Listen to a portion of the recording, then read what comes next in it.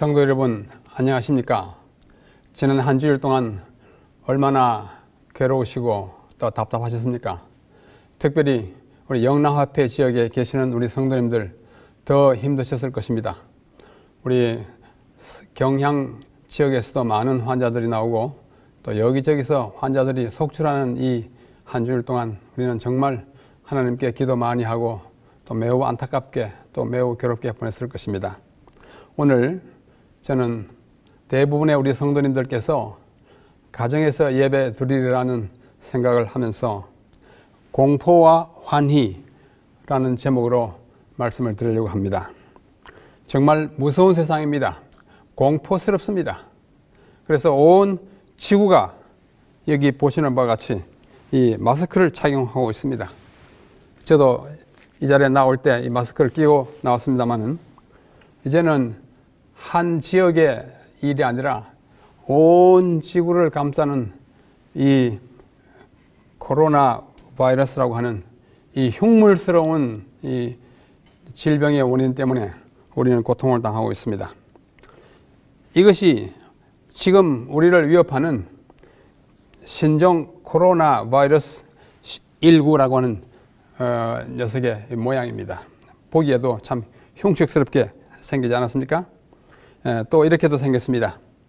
이 대부분이 프로틴으로 이루어져 있다고 합니다. 이 과학자들이 이렇게 검사한 바에 의하면 이것이 어떻게 인류를 이렇게 위협할 줄을 우리는 감히 생각도 못했는데 이제는 그것이 이 지구의 어떤 지역이 아니라 바로 우리를, 여러분과 저를 괴롭히는 존재로 나타나는 것입니다.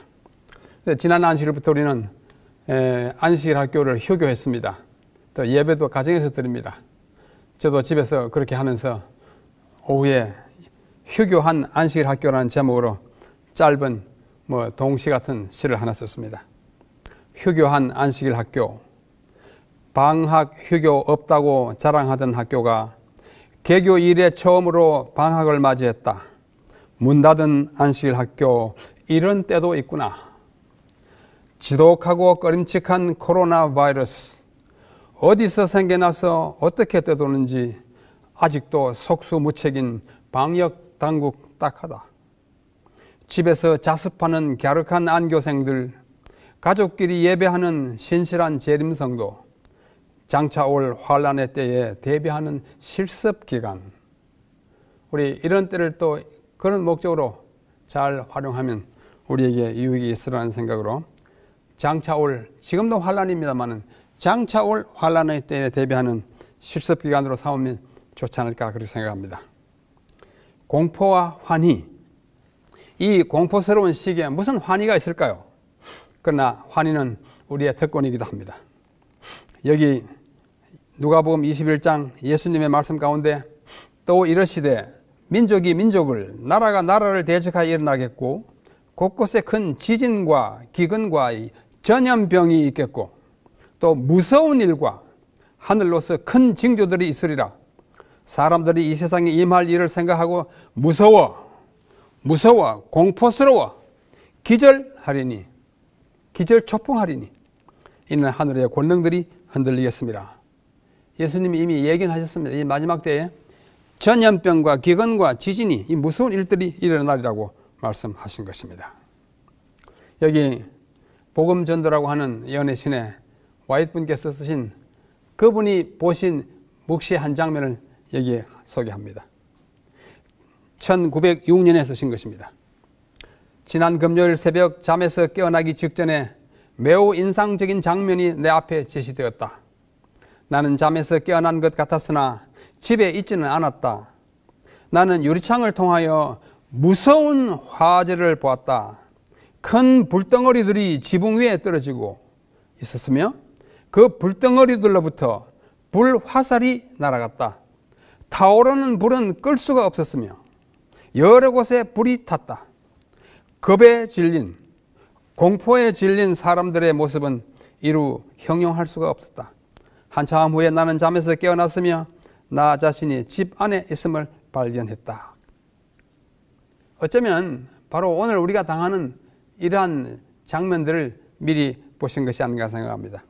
제가 여기 좀 붉은색을 칠한 부분, 무서운 화재, 큰 불덩어리, 그 불덩어리에서부터 불 화살, 타오르는 물, 그리고는 불에 타는 이 급주는 장면을 와이프분이 보신 것입니다. 정말 무섭습니다. 이 마지막 시대에 많은 사건과 재난들이 나타납니다만은 저는 오늘 우리 성도님들과 함께 이 마지막 시대에 있을 불과 관련된 재난과 또 우리가 지금 당면하고 있는 이 바이러스 재난을 잠시 생각하므로 이때에 주께서 주시고자 하는 기별에 귀를 기울이자 합니다. 여기 또 우리 본교회 성경주석 보면 이런 구절도 그분이 썼습니다. 또 MR, 저는 원고 이렇게 함대 모은 책들이죠. 화재와 홍수, 지진, 땅속 깊은 곳으로부터의 폭발, 이 화산을 말합니다. 육지와 해상에서의 재난 등은 하나님의 영께서 항상 사람들과 함께 애쓰지 아니할 것을 이렇게 하는 경고이다. 더 이상 어떻게 아무리 애써도 말 안 듣니까 그냥 놓아두는 그런 형편입니다. 인자가 구름 가운데 나타나시기 전에 자연계의 만물이 진동할 것이다. 하늘의 번개와 땅의 불이 서로 연합하여 산을 용광로와 같이 타게 할 것이며 마을과 도시로 용암이 홍수처럼 흘러나게 넘치게 할 것이다. 땅 속에 숨겨진 물질들의 대변동으로 용암들이 물속으로 던져질 것이며 이로 인해 부글부글 끓을 것이며 바위와 흙을 토해야 될 것이다. 강력한 지진이 발생할 것이며 수많은 사람들이 생명을 잃게 될 것이다. 이 빨간 글씨는 전부 불입니다. 번개, 불, 용광로, 용암, 이런 일이 있을 것을 보신 것입니다. 또 목사와 복음 교육자에게 보내는 증언에는 이런 말씀이 있습니다. 우리는 지금 도처로부터 지진과 화재와 폭풍, 바다와 육지의 재난들, 전염병과 기근에 대한 소식을 듣고 있다. 이러한 징조들은 그대에게 얼마나 중요한가? 이것은 있을 일의 시작을 따릅니다. 앞으로 더 큰 일이 있을 것입니다. 하나님의 나라에 대한 묘사가 계시자에 의하여 요한을 통해 주어졌다. 공포에 질린 무수한 사람들의 외침이 요한의 귀에 들렸다. 그들의 진노의 큰 날이 이르렀다. 그래서 누가 능히 서겠느냐 한 요한계시록 6장 17절의 말씀입니다. 사도 자신도 공포의 이야기를 하고 있는 것입니다. 정말 끔찍합니다. 여기 보십시오. 이 금년에 일어난 사건입니다. 2020년 1월 12일 아직도 2달도 채 되지 않은 필리핀의 탈 호수, 굉장히 큰 호수예요. 그 가운데 있는 탈 화산이 지금 막 솟아 오르지 않습니까? 굉장한 화산이었습니다. 근래 여러 해 동안 있었던 그 어떤 것보다도 큰 화산 몇 개 중에 하나였습니다. 또 이 장면을 비행기 타고 가면서 찍은 사진이 있습니다. 저렇게 올라가는 것입니다. 탈 화산. 이 탈 화산은요, 바로 여기 가운데 이가 이게 탈호수이고 이것이 화산인데요. 이것이 색깔 따라서 맨 가운데 여기까지는 7km, 여기서부터 7km, 여기서는 여기까지는 10km, 여기까지는 15km인데요. 이 15km 안에 타가이타이 시라는 시가 있습니다. 이 시에 우리 재림교회 신학교인 국제대학원인 아야스가 있습니다.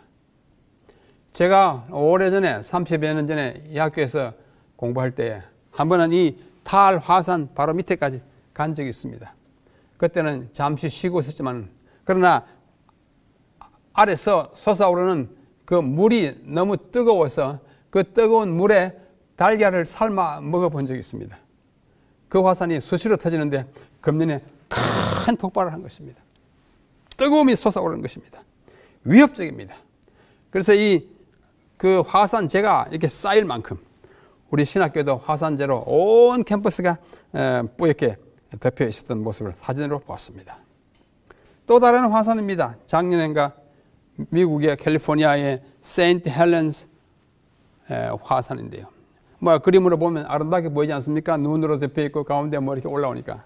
그러나 이것이 결코 아름다운 장면이 아닙니다. 시작이 이렇지만은 조금 있으면 이렇게 되는 것입니다. 이게 사람들이 집이 이렇게 있으면 집이 요거 집이에요. 이런 것이 고층 건물이 있는데요. 엄청나게 갖다 휘덮어서 수십 킬로미터 밖에까지 화산재로 덮어놓은 이 끔찍한 화산. 불의 재앙입니다. 또 다른 불은 산불입니다. 이것도 금년 1월에 있었던 오스트레일리아의 산불이에요. 뭐 산 넘어 불이요, 산 넘어 불이요, 산 넘어 불이요. 얼마나 넓게 탔는지요. 오스트레일리아 이 호주 대륙 전체가 이게 산불 났습니다. 신문에서 다 보셨죠. 그러나 먼 나라 이야기니까 실감이 나지 않았을 거예요. 이렇게 온 대륙을 태우다시피 했습니다. 여기는 태울 곳이 없어요. 여기는 뭐 사막이기 때문에 이렇게 탔습니다. 이거는 뭐 위성에서 찍은 것이라고 보입니다. 그죠? 뺑 돌아가면서 다 태웠습니다. 태울 곳이 없는 데는 안 태우고 다 태웠습니다. 이 호주라고 하는 대륙을 들어서 북아메리카에 갖다 놓으면 얼마만큼 차지하는 거 아니? 이만큼 차지합니다. 이게 북아메리카 대륙이잖아요. 미국의 이 폭과 거의 같습니다. 저기 조금 이만한 곳에 이렇게 탔어요. 조금 전에 그림과 좀 다른 점은 이것 화재가 계속되는 날짜가 다르기 때문입니다. 이것은 2000년 1월 7일의 사진입니다. 그 중에 여기 섬이 있네. 섬이 엉탕 다 탔어요. 여기 섬. 여기 캔버라, 시드니, 브리스번 그 인근 산들이 다 탔습니다. 여기 캥거루 섬이 있는데요. 이게 캥거루 섬이에요. 캥거루 섬인데 2019년 12월 15일에는 이렇게 나무가 있고 숲이 있고 이렇게 했는데 2020년 약 한 달 후에 1월 12일에는 다 타고 전부 잿더미입니다. 여기 좀 남았어요. 여기 다 탔습니다. 캥거루 섬이에요. 캥거루 섬은 캥거루가 많기 때문에 붙여진 이름입니다. 캥거루가 많이 타 죽었습니다. 그 중에 한 마리가 피해서 도망오고 있는 장면을 어느 기자가 찍었습니다. 참 무섭습니다. 우리가 호주에 살았더라면 얼마나 겁에 질렸겠습니까? 공포에 질렸을 것입니다. 이건 미국 대륙인데요. 1980년부터 2014년 약 34년 동안에 산불이 난 산불 횟수입니다. 횟수예요. 빨가면 빨갈수록 많이 이 기간 30년 동안에 678회 이상 났고 조금 덜 빨간 지역은 384에서 677회 그 다음에 178에서 382 노란 지역은 한 번 내지 55번 불 난 곳입니다. 600번 넘겨난다면 30년 동안에 몇 번이에요? 매년 20번 산불 나는 것입니다. 이런 시대에 우리가 살고 있습니다. 미국도 정말 안전하지 않는 나라입니다. 2019년에 미국의 산불 사진입니다. 너무나 뜨겁습니다. 너무나 아픕니다. 집들이 타고 차들이 다 탔습니다. 자, 집이 타서 무너지는 장면입니다. 이것을 와이프는 미리 보셨습니다. 막 무너질 거라고. 공포스럽습니다. 노벨 과학상을 탄 수상자들이 인류 멸망의 3대 원인으로 다음과 같은 3가지를 꼽았습니다. 첫째, 핵전쟁. 이 뭐 원자탄 하나 던지면 뭐 다 없어지잖아요. 요즘 수소탄은 더 큰 위력을 가집니다. 다 없어지고 살아남은 사람도 그 핵으로 인한 질병에 걸려서 수십 년 동안 평생 그 다음 세대까지 그 물려주는 정말 고지를 가지게 되는 것입니다. 핵전쟁으로 대량 살상과 함께 방사능병을 얽히고, 그 다음에는 둘째는 지구온난화예요. 지구가 조금 뜨거워지는데 뭐 그렇게 대수냐? 큰 일입니다. 조금 이따 보겠습니다. 지구의 온난화로 말미암아 괴질이 발생하는 것입니다. 그 다음에 대유행병이에요. 지금 우리가 당하는 대유행병입니다. 주로 바이러스에 의한 것입니다. 우리는 재난의 시대에 살고 있습니다. 근래에 발생한 4가지의 생명을 위협하는 재앙들이 재난으로 적어봤습니다. 미국과 호주의 산불 방금 보지 않았습니까? 아프리카의 돼지 열병, 이거 무섭습니다. 그럼 걸리면 뭐 가는 것입니다. 또 지금도 있고 작년에 많이 했던 미국의 독감, 몇천 명이 죽었습니다. 미국에. 정말 참 어려운 시대입니다. 그 다음에 우리가 지금 당하고 있는 우한의 중국의 폐렴입니다. 우리가 어떻게 건강하게 안전하게 살 수 있을까 참. 이게 1945년 나가사키에 떨어진 1945년 8월 6일에 원자탄 히로시마 나가사키, 이 버섯 구름이 인류를 얼마나 망가뜨리는지, 얼마나 많은 사람들을 죽이고 괴롭히는지 정말 필설로형은 할 수가 없는 것입니다. 지구온난화는 많은 것들을 초래하는데, 예를 들면 러시아의 영구 동토, 영원히 얼어붙은 그 얼음 덩어리로 된 땅이 있잖아요. 그 다음에 만년설, 높은데 한 번도 녹아보지 않는 그런 얼음산, 눈산, 이것들이 녹아가지고 생태계를 파괴하는데, 2016년, 지금부터 4년 전인 8월 3일에는 시베리아의 아말 지역에 영구 동토층이 녹아가지고 지금까지 얼어있던 탄저균, 아주 흉악한 균입니다. 이것이 동물과 사람에게 옮겨가면 치명적인, 사람을 다 죽여놓는 그런 나쁜 그 균의 포자가 75년 만에 활성화함으로써 집단 감염이 발생해서 12세 어린이가 죽고 유목민 70인과 술록 200여 마리가 현장에서 감염돼가지고 얼마 후에 다 죽었습니다. 참 무섭습니다. 괴질, 탄저병 들어보실 거예요. 또 중국의 티베트에도 만년설이 있는데요. 이 만년설에는 30종 이상의 병원성 바이러스가 들어있고, 온난화로 이것이 녹으면 인체에 치명적인 질병을 일으킨다고 합니다. 온난화는 무서워요. 단순히 수면이, 해면이 높아지는 건 그게 문제가 아닙니다. 물론 땅이 좀 가라앉는 것 있지만 그게 큰 문제가 아닌 것입니다. 그래서 고대 생물의 시체와 야생 동물에서 나오는 이 괴상한 질병의 균들이 인간을 괴롭힙니다. 수많은 고대 생물이 녹아가지고 땅속에서 나온다든지, 그 다음에 야생 동물을 사람들이 잡아 먹는 것입니다. 그래서 신종 코로나가 있고, 빙하나 동토가 녹으면 이것이 다시 이게 얼어있던 것이 녹아가지고 이제 활성화되는 것입니다. 특별히 박쥐 같은 이 야생 사람들이 키우거나 그렇게 하지 않는 이 박쥐 같은 일종의 새 쥐같이 생겼죠. 여기는 137종의 바이러스가 있고, 그 중에서 61종은 사람에게도 동물에게도 공이 감염된다고 합니다. 어떤 것들은 사람에게 감염 안 되는 게 있는데, 이건 박쥐는 많아요. 그래서 우리가 지금 겪고 있는 신종 코로나 바이러스는 박쥐에게서 온 것으로 파악하고 있습니다. 박쥐, 쥐, 두더지 등 야생 동물을 잡아먹는 것은 극히 위험한 것입니다. 그래서 지금부터 이미 수천 년 전에 하나님께서는 모세를 통해서 우리에게 주신 레위기 11장 또 신명기 14장에는 박쥐, 쥐, 족제비, 도마뱀은 부정하니까 먹지 말라고 일찌감치 우리에게 경고해 두셨습니다. 먹으면 안 되는 것입니다. 우리의 유익을 위해서 안 되는 것입니다. 정말 공포스럽습니다. 오늘 한 사람을 소개합니다. 이 사람의 이름은 네이선 울프라고 하는 분인데요. 금년에 50세 된 미국의 바이러스 학자입니다. 세계 최고의 학자예요. 그가 쓴 책이요, The Viral Storm, 바이러스 폭풍,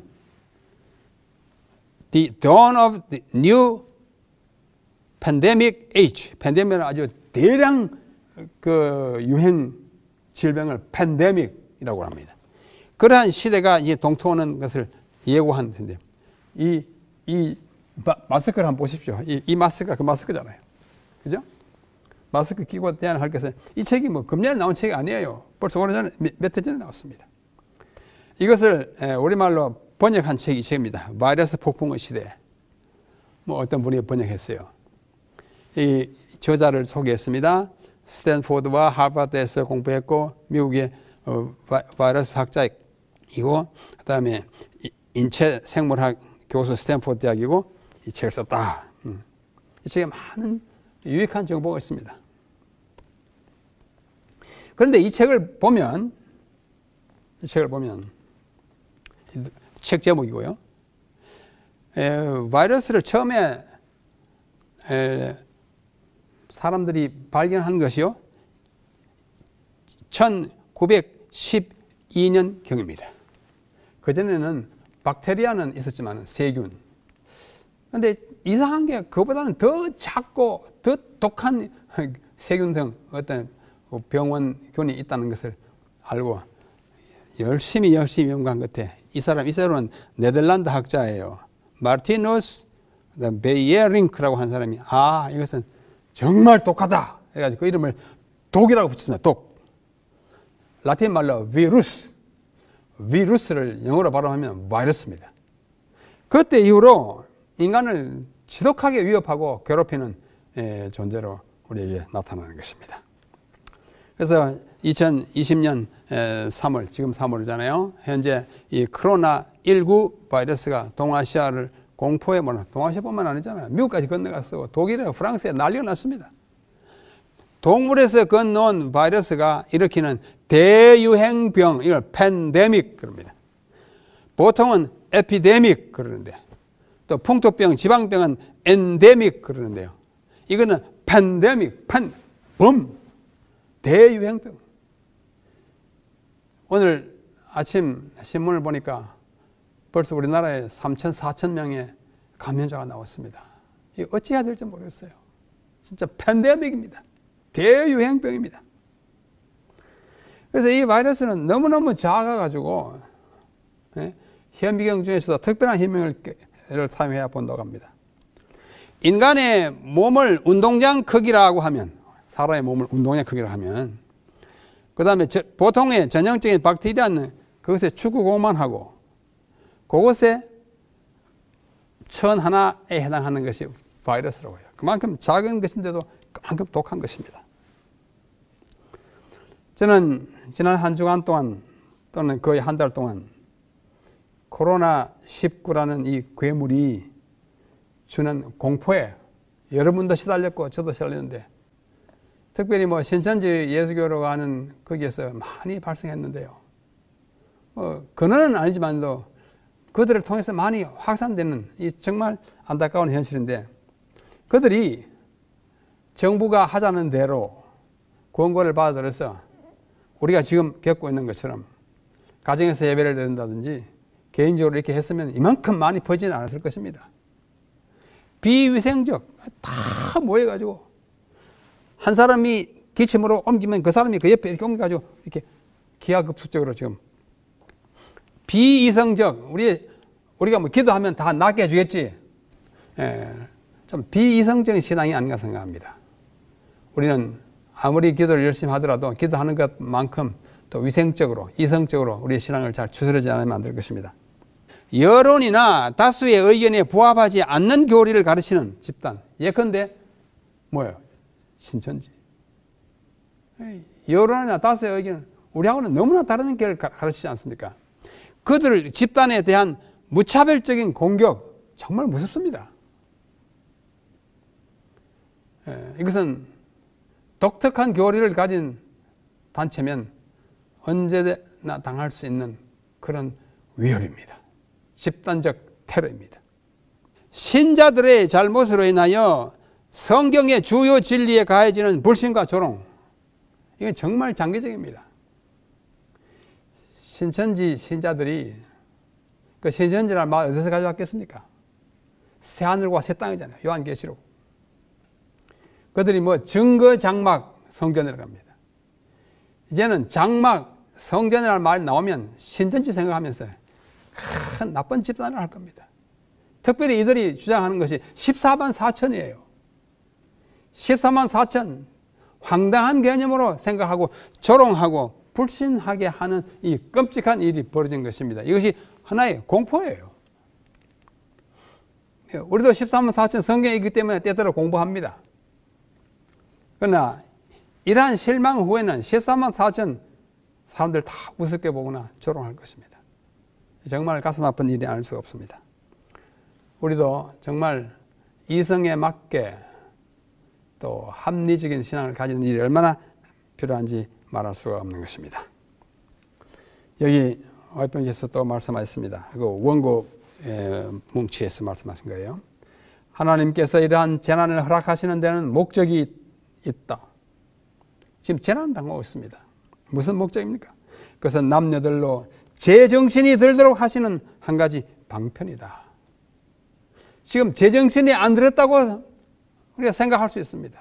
제정신이 덜 들었다고 생각할 수 있습니다. 우리 제정신으로 돌아갑시다.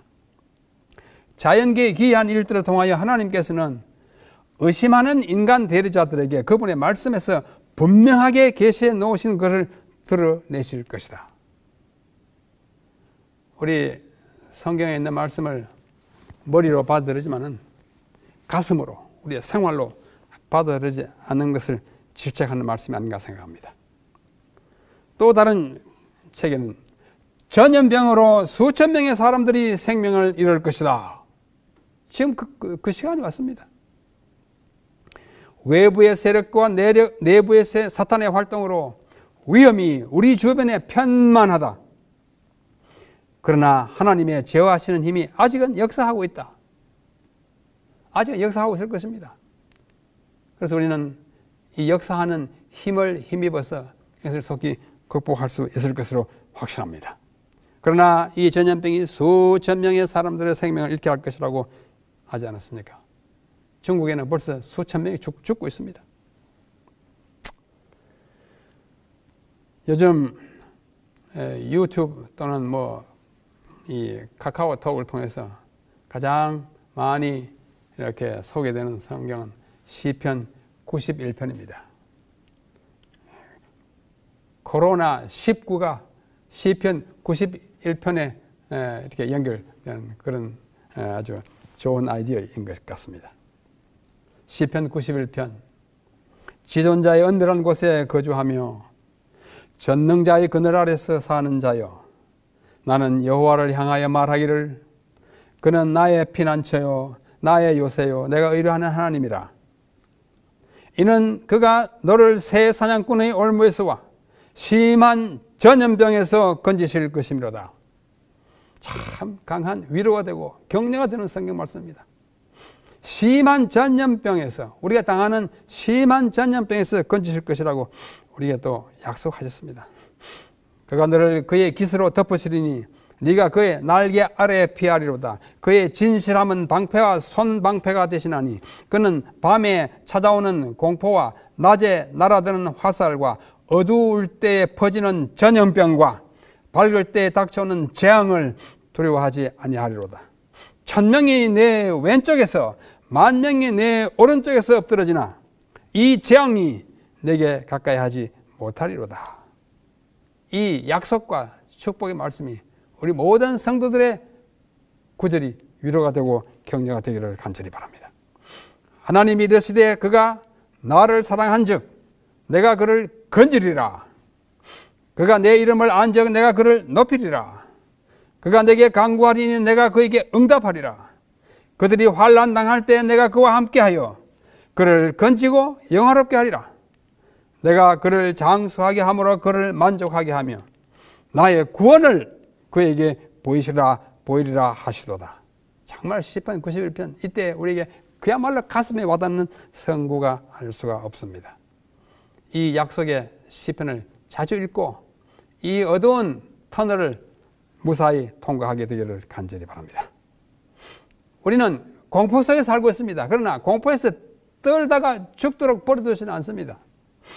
오늘 저는 바울 사도께서 우리에게 선사하시는, 특별히 여러분과 저 같은 재림 신자에게 선사하시는 성경 두 구절을 함께 나누고자 합니다. 먼저는 빌립보 4장 4절로 7절 말씀입니다. 주 안에서 항상 기뻐하라. 그래서 오늘의 제목입니다. 공포와 환희하라. 내가 다시 말하노니 기뻐하라. 이 환난 가운데 무슨 기쁨이 있느냐 할지 모릅니다.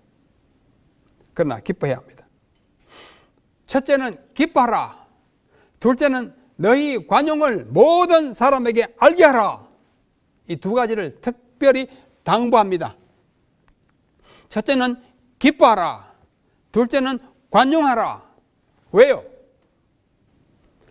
주께서 가까우시니라. 예수님 곧 오시니까 이 두 가지를 하라고, 다시 말해서 주께서 가까이 오심을 믿는 우리에게 당부하는 두 말씀 중에 하나입니다. 기뻐하고 관용하라.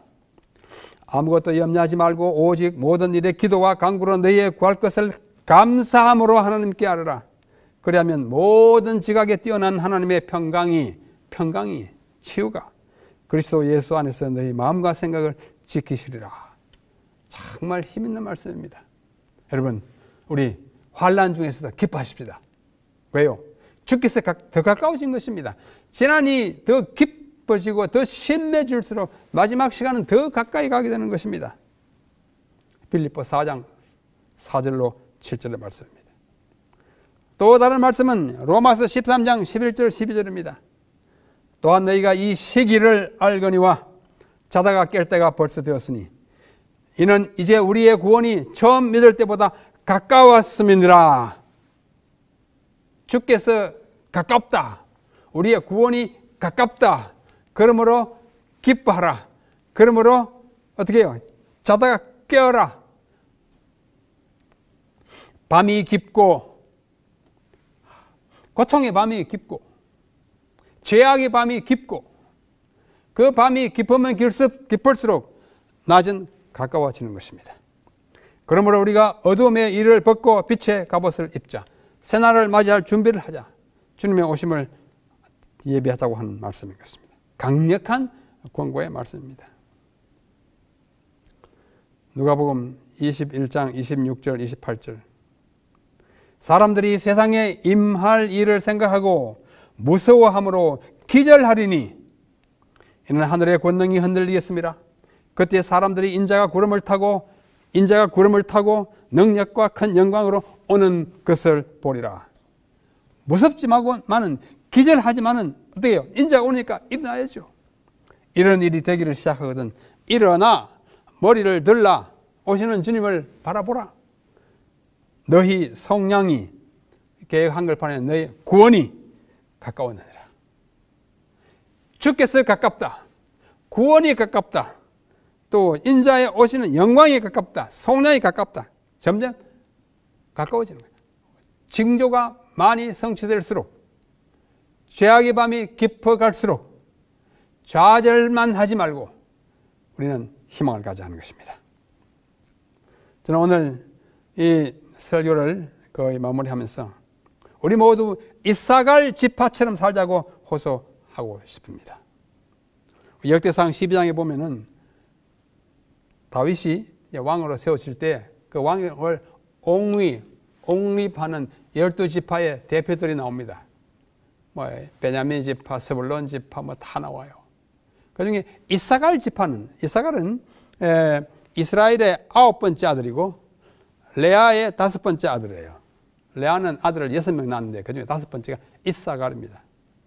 그 이사갈 자손 중에서 시세를 알고 이스라엘이 마땅히 행할 것을 아는 우두머리가 200명이니 그들은 그 모든 형제를 통솔하는 자, 곧 지도자였다. 여기 시세를 알고 이 시대의 징조를 알고 시대가 어디쯤 왔는지 어디로 흘러가는지 역사의 방향이 어디로 가고 있는지 마지막이 얼마나 가까웠는지 그것을 아는 사람 이사갈 사람입니다. 또 이스라엘이 마땅히 행할 바 그 의무가 뭔지를 아는 사람 이사갈 자손입니다. 우리 재림 성도 여러분, 이 시대에 우리 이사갈이 되어서 이 시세를 잘 알고 이 질병이 이렇게 횡행하고 창궐하면 무슨 의미인지 우리가 어디까지 왔는지를 시세를 아는 이사갈처럼 살아가시고 이때 이스라엘 백성이 하나님의 백성이 무엇을 행할지를 아는 그리하여 그 모든 사람들을 통솔하는 지도자가 되자고 호소하는 것입니다. 우리 이 시대에 이사갈 지파처럼 살아가기를 간절히 바랍니다. 제가 오늘의 설교의 제목을 공포와 환희라고 했습니다. 우리가 이 일이 벌어지는 걸 보면 놀랍니다. 깜짝 놀라가지고 기절한다고 그랬지 않습니까? 그러나 그 놀람과 거의 동시에 기뻐하라. 기뻐하라. 왜? 징조가 이루어지니까. 기뻐하라. 왜? 주님 곧 오시니까.